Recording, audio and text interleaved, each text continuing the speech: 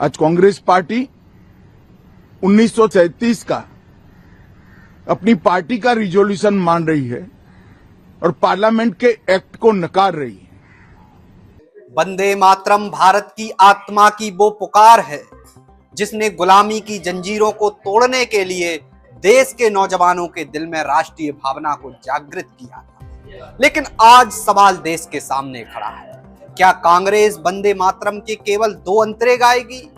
क्या राष्ट्र भावना भी अब राजनीतिक सुविधा के तराजू पर तौली जाएगी? इसलिए भाजपा ने कांग्रेस पर सीधा हमला बोलते हुए उसे आज की नई मुस्लिम लीग तक कह दिया है।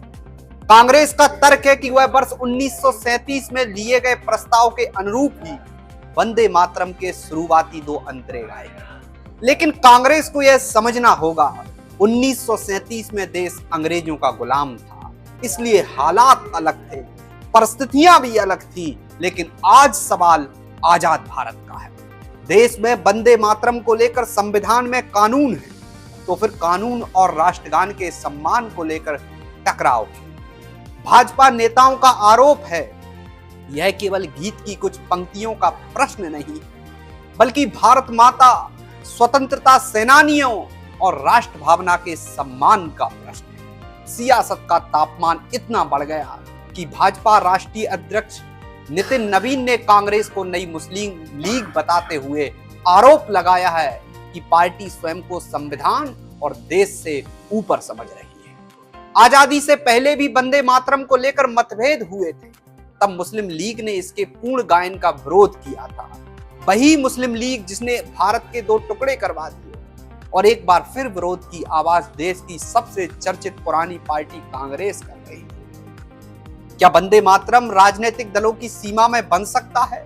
15 अगस्त को कांग्रेस मुख्यालय में हुए घटनाक्रम को लेकर अब नई राजनीतिक व्याख्याएं सामने आ रही हैं। भाजपा का दावा है, विवाद केवल पार्टी अध्यक्ष मल्लिकार्जुन खड़गे के लिए कुर्सी व्यवस्था को लेकर नहीं था, बल्कि वंदे मातरम के पूर्ण गायन को लेकर था। लेकिन इस पूरे विवाद में एक बात साफ है, एक और भाजपा राष्ट्रीय भावना और कानून का सवाल उठा रही है, तो दूसरी ओर कांग्रेस अपने ऐतिहासिक प्रस्ताव का हवाला दे रही है। लेकिन भारत की जनता पूछ रही है कांग्रेस से, जिस गीत ने स्वतंत्रता संग्राम में करोड़ों भारतीयों के भीतर स्वाधीनता की ज्योति को प्रज्वलित कर दिया था, क्या उसके सम्मान पर राजनीति होनी चाहिए? क्योंकि वंदे मातरम किसी भी दल की जागीर नहीं, किसी विचारधारा की निजी संपत्ति नहीं है।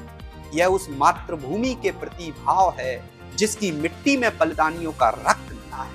अब देखना यही है, क्या राजनीति राष्ट्र भावना से ऊपर जाएगी या राष्ट्र भावना राजनीति से ऊपर उठेगी। मैं हूं ब्रजमोहन और आप देखते रहिए खुलासा फर्स्ट।